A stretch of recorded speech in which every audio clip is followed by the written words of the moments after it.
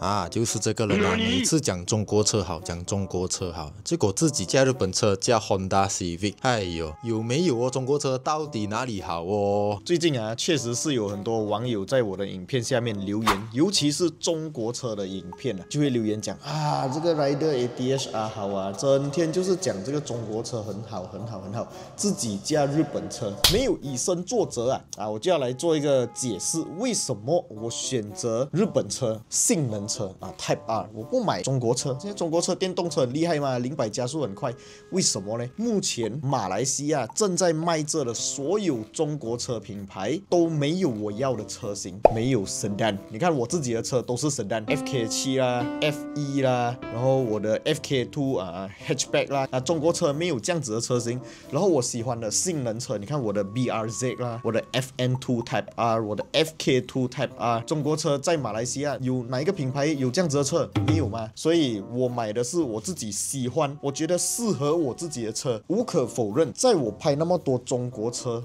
中国品牌当中啊，我自己个人有非常喜欢的一些车款。今天呢，就要为大家带来这一台我自己很喜欢的车，来自 Great Wall Motor 的这一款 Harbour 系列车型 Harbour H6啊。不过啊，我工作真的太多了，跑不开，就交给我们的 Jermaine 带大家去一趟上海，看下马来西亚还没有发布，也是可能即将发布的 Harbour H6 Facelift 车型啦。Let's go! Yo, what's up? 欢迎回来 Rider ATS， 我是 Jermaine。今天没有错，我们还是在中国，还是在上海来看这个 GWM 他们旗下的一些车款。那么我身后这台车，各位应该也都还蛮熟悉的，没有错，它就是一个 Harbour H6 小改款的车型。等一下除了我会带大家来静态的 review 一下这个小改款的 H6 之外，当然看到我身后这个场地，大家也都知道，我们等下就会去试驾一下。不过因为是在这种室内的场地，所以就是做一些原厂设给我们的关卡，可能急加速、急减速，或者是讲 slalom 这些比较简单的测试而已啦。在今天的影片接下去之前，麻烦各位先把免费的订阅跟赞都把它按下去，小铃铛当然也要跟它剁下去啦。接下来我们就带大家来看看这个小改款的 Harbour H6 有什么样一些特别的地方吗？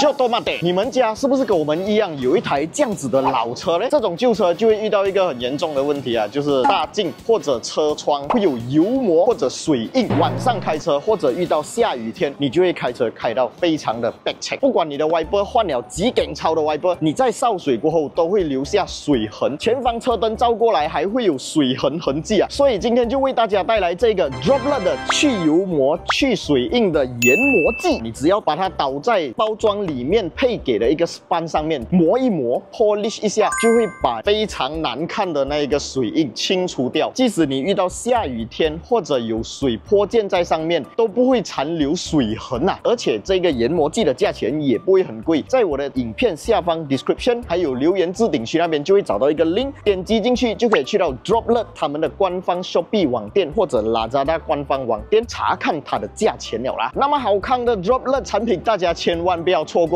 那么现在就让我们回到今天的影片内容啦 ，Let's go！首先从整个车头造型你就可以看得出啊，它真的只是一个小改款车型而已啊，因为整体的神韵其实跟本地在售的 H6 都还蛮像，包括这个车头灯，包括到这个沙龙。不过沙龙部分啊，本地在卖的那个 spec 是采用一个 HEV， 而现场所展示的这一台是一个 1.5 纯 turbo 的 engine， 所以啊，它的这个沙龙设计样式就会有点不一样。车头造型其实比较大的一个差异啊，就是在于多了一组这个灯具，这个我不确定是不是 daylight。不过早前在泰国这个曼谷车展上面亮相过的这个 H6 啊，就已经是采用这样子的一个灯具，说没有错，泰国市场已经抢先我们先行享受小改款的 Harbour H6 了。接下来往车侧走去，其实改变就更加的少。往这个车轮的部分看去啊，这个19寸的 rim 就跟本地目前在售的 H6， 无论是这个设计到这个配色都完全一模一样，包括闪人的造型，包括整体车侧的这个线条，99%都没有什么变化。不过来到车尾部分啊，首先这边大家就可以看到，跟本地市场的灯具好像有点不一样，是吗？说没有错，这个 H6 的小改款啊，我个人觉得就是在于它的车尾这一次会比较有大的一些变化。车头造型的话，就只是多了那个流眼泪的灯具而已。首先最明显的就是少了原有的那个贯穿式啊，这个我不知道对于各位来讲是不是一个比较好的选项啊？毕竟现在贯穿式确实也是有点烂大街了。所以把贯穿式取消掉过后啊，中间就放上这个 Harbour 的字样，这个没有错，在本地市场的话是在一个比较低的位置。在拿掉贯穿式过后啊，这个部分啊，我不懂各位会不会这样觉得？我觉得这边好像太过空了的感觉。当然，这个审美方面是因人而而已的啊。那么灯具当然都是搭载福利 LED， 这点相信我也不用再多加重复了。不过我就看到泰国车展上面那个小改款的 H6啊，又还是采用回跟本地市场在售的那个造型是一模一样没有错，不过它就是变成一个 smoke， 变成一个熏黑的颜色。给我个人选择的话，我会更加喜欢熏黑的那个感觉啦。那么接下来我们就进入内装来大概看一下小改款的 H6身上有什么一些好的地方，甚至是讲一些好像有点不太对的地方吗？OK， 坐进这个 H6 的车内饰啊，首先可以看到这整个 steering 已经是全新的一个造型啊，这个 airbag 是圆的，本地在售的 H6 它的这个 steering 口径整体会比较大个，然后也比较多这种四方形，可能有些人会觉得比较笨重啦。再来这个 digital meter 也是跟本地在售的 H6 完全一模一样，都是一个比较小的尺寸。HUD 抬头显示器的话呀，没有错，中国版本同样也是有搭载上，也是一个标准的配备。再往 center console 看去的话，其实这个荧幕就可以发现到，它对比起本地版本呢，会来的更加的大。本地在售的 H6 没有记错的话，是一个 12.3 寸的荧幕，而这个荧幕啊，我目测呀，应该最少有16点几寸吧。当然，荧幕放大过后啊，画质也好，颜色也好，整体我觉得都会对比起本地的有一个蛮大的提升。再往下看去的话，这部分呀，其实就还蛮可惜一下的。原本地在售的 H6 是有还蛮多的一些实体按键，小改款车型过后啊，就全部都被取消掉。呀，这点对我来讲就有点不太便利啦，因为没有错，最简单的一些冷气操作，你现在在小改款过后，你都需要通过这个荧幕来进行操作，所以这点也是让我觉得比较不方便的。我个人的看法，有按键的话，我永远都会选择按键多过这个荧幕来调整。是没有错，你可以通过 voice command， 其实就很简单一个动作而已嘛，只需要这样子，可能转一下或者按一个按钮，你就可以调低的风量。现在变成你要去召唤你的 AI 出来，要跟他讲一堆指令，要等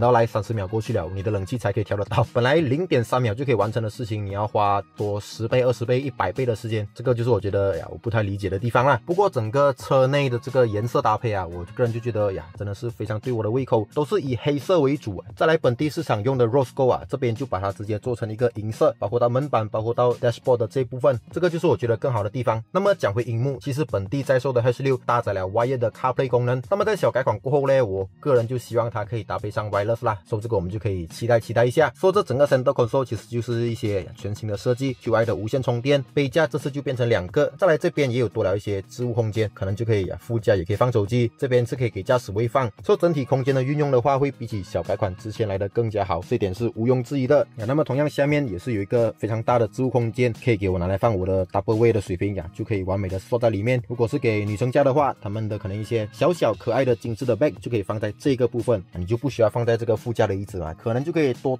少预防那些想要破镜抢 bag 的坏人那么坐进这个 H6 的后座，其实整体就给我感觉还蛮相似。我相信这些椅垫等等也都是一样的啦，没有做到任何的提升。整个的人体工学同样也是还有待进步。确实它的椅垫长度是会疏一点，椅背的角度虽然是可以调整，不过好像还是有点不够斜。那么毕竟本地还没有改款嘛，所以这一点希望 GWM Malaysia 可以听到，未来在本地改款的 H6 可以把这个后座的人体工学可能做好一点那么配备的部分同样也是非常的充足，后座冷气出风口有 Type-C 跟 USB 的这个插头也都有，都可以给到后座来进行充电说简单的看过这个小改款过后的 Haval H6， 说接下来就带大家去试驾一下这个小改款的 Haval H6， 因为并且现场这台 H6 是搭载一个纯汽油的 1.5 Turbo 的引擎，说可能跟本地市场的驾驶方面会有一些比较不一样的体验嘛，这个我们在一边试驾一边来跟大家分享一下啦。1.5 的 Turbo 引擎对比起本地的这个 Hybrid 版本的话，肯定是不够它来啦这个中国版的 1.5 Turbo 的 H6 呢是只有181 HP， 而本地版的 H6 HEV 就有240 HP， 就这个动力来讲的话，肯定是我们本地的这个 H6 会更加好开啦。不过车重方面的话，中国的 1.5 Turbo 版本就是1500多 kg， 而本地版的 H6 HEV 就达到了1700多 kg。车重方面的话，本地的因为搭载了电池组所以这个车重肯定会比较重一点，所以在整体的这个操控或者是讲灵活性的话，本地的多少开起来会比较笨重的感觉，而中国的 Turbo 版本就会比较灵活一点不过车重换来的就是这个本地的 H6 HEV 在 Highway 的时候可以有更好的一个高速稳定性啦。中国版本的话，因为我们只是在一个封闭场地里面，所以其实是没有办法体验到它的这个高速稳定性是怎么样。不过我相信就车重来讲的话，本地的 H6 HEV 应该会略胜一筹。乘客体验的话，因为这个后排的座椅都跟本地版本是完全一模一样，中国的小改款过后的 H6 也没有进行加长，所以整个乘客舒适性来讲的话，其实是差不多。不过因为毕竟本本地的是一个 hybrid 车型，所以可能可以让你有一个更好的 NVH 乘客就会有一个更安静的移动过程。这点我也是觉得是本地版本会比较赢的地方。说在看完这个小改款过后的哈弗 H6，不知道各位觉得怎么样？我个人是觉得这个车头造型确实是 OK， 不过车尾的话我还是希望可以跟泰国版的一样啦。那么内装部分，其实现在 H6我个人觉得比较不太喜欢的地方就是它的配色方面而已。说配色如果换成跟我身后这个中国版的 H6都一模一样的话，全黑色的话，个人就觉得可能会还蛮不错一下的。再来就是这个实体按键方面我认为我希望本地市场的还是可以保留一些实体按键，最基本的至少冷气我希望还是可以留着实体按键会比较好啦，会比较符合人体工学。再来我们 Rider ATS 目前也有自己的网页，当然我们在这个网页里面也会做一系列关于这个 GWM Malaysia 一些新闻报道、新闻内容都好，所以我们的 Facebook 要去 click 个 like， 所以之后有任何一些新车方面的新闻你才不会错过啦。那么以上就是简单的快速的带大家来看看一下这个中国版本小改款过后的哈弗 H6， 各位对它有什么样的一些看法都可以在下面写出来分享一下，让我知道。我是姐妹，喜欢这期影片别忘记订阅、按赞、分享出去，小铃铛当然也要跟它动下去。那么我们就下期影片再见啦 ，Goodbye。Real stats, real speed, real grip on the line. We ain't influencers, we ain't no clowns. But we're a rap, we hold it down. Real test drives, real reviews, no factory scripts, we speak the truth. From Sapine to the streets, push it to the edge. Feel the G-force balance on the razor's edge. Don't talk to me.